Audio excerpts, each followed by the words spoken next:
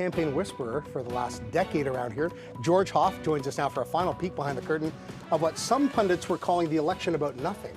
Remember that a while ago? You know, they still are. They still are. They're wondering what it was all about at the end of the day. But here we are, Election Day. There was some nastiness, but let's talk, George, about turnout. You know, how important is it, and where do we stand compared to previous elections? Well, the last election was 68%. That was a significant jump. I would still point out that's 7 out of 10 Canadians voting. That means 3 of you out there didn't go out and vote, which is saying something about the need to get out and vote. But 68%, the advance poll, very high turnout in the advance poll. And one hopes that at least in the GTA, a good day will bring people out. Does undecided mean unlikely to vote at all? Do you think a lot of people just sit these out? Well, that's what they say. And again, I think today it counts. This is such a close election. You know, I've had people that are in the get out the vote business. That's what they're going to be doing today. And they talk about one vote on one street, not getting out, not getting that vote out, making a difference in some of these ridings, tight ridings in the GTA. So it really is an opportunity to make your vote count. And when it's this close nationally and this close in Toronto, it's a real opportunity to get out, make a difference, and vote. Well, let's talk regionally. It's not all about Ontario and Quebec. What's going on coast to coast? Well, I think what we're looking for, I don't know. We'll know tomorrow what went on. What might go on.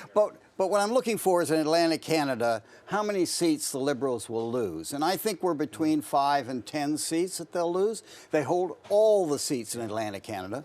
And I think we're looking at between 5 and 10 seats. So that starts the evening badly for them. Then into Quebec. Now in Quebec, the Bloc is going to do very well. A party that had 10 seats, as many as 40 seats tonight.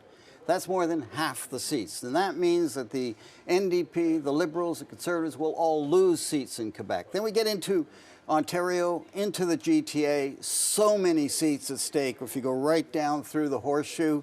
And there again, it's about how many seats can the Conservatives win. They must win seats in the GTA. And can the NDP grab back a few that they lost and hold what they have? In the West, it's how many seats will the Liberals lose? Again, that is the story. That's the main thread of the night, has to be how many seats will the Liberals lose? The Conservatives own much of the West. And then British Columbia. And we might be here until midnight, 1 o'clock in the morning. All the political addicts will be. And just waiting to see what British Columbia does. 3-way split there, in some ridings four-way. You can't tell what will happen in some of those ridings. So let's talk about our coverage tonight. I mean, how do we cover the process, and how do we draw our conclusions around here? Well, we have a results team, and we wait and we look at those results, and it's a complicated system, but we will be all over the GTA. We will have reporters in Brampton and up in the 905 downtown and Davenport, for example, a very critical riding for the NDP. Other ridings in downtown Toronto that we're watching.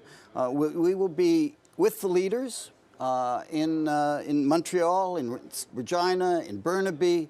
All 6 leaders. We'll have cameras at all 6 leaders, so we'll be right on top of it all night. George, thanks for your time. Appreciate it. And we'll see you again at noon. We'll chat more about the upcoming election tonight.